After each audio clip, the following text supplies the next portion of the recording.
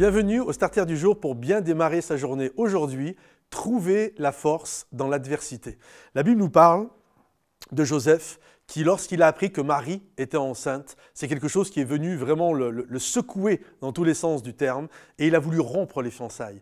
Et certainement qu'il devait être très mal à l'aise avec cette idée, même si Marie lui a dit « Non mais tu sais, ça va être le Fils de Dieu, je ne t'ai pas trompé, c'est vraiment une action de Dieu ». Joseph était certainement extrêmement inquiet. Il a voulu rompre les fiançailles. Il a dit à Marie, écoute, en tout cas, il avait ce projet avant d'avoir un rêve où Dieu va l'encourager. Et parfois, il arrive qu'on se retrouve dans cette situation et on se dit, mais qu'est-ce que les gens vont penser ?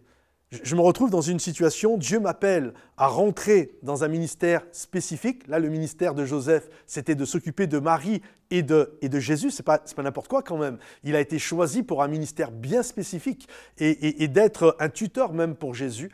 Et Dieu, des moments, nous appelle dans un ministère spécifique, mais il y a comme, qu'est-ce que les gens vont penser ? Qu'est-ce que les gens vont penser si je laisse les choses que je suis en train de faire et que je rentre dans ce ministère bien spécifique ? Ça se trouve, ils vont même critiquer ce que je suis en train de faire.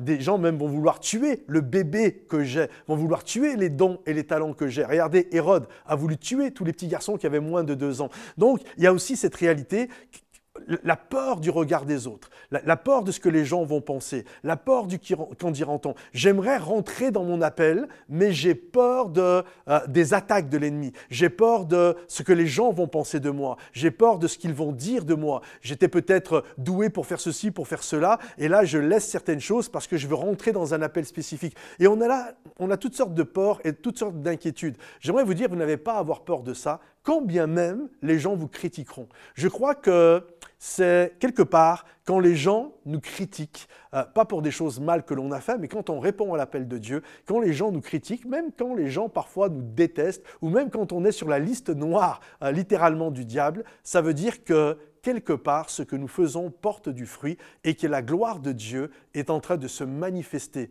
dans nos vies. Généralement, quelqu'un qui n'a pas d'impact, quelqu'un qui n'a pas de rayonnement est rarement critiqué. Et c'est lorsque tu vas briller pour la gloire de Dieu et que finalement tu n'en as plus rien à faire de ce que les autres pensent. N'attends pas que les gens t'applaudissent. N'attends pas que les gens te fassent une aide d'honneur. Ça n'existe pas. On ne l'a pas fait pour Jésus. Et on ne va pas le faire pour toi, on ne l'a pas fait pour moi, on le fait pour personne. C'est après coup, quand le fruit est visible, que des gens vont nous bénir et nous encourager et être heureux. Il y aura toujours les gens également qui vont nous critiquer. Mais n'attends pas d'être applaudi par tout le monde.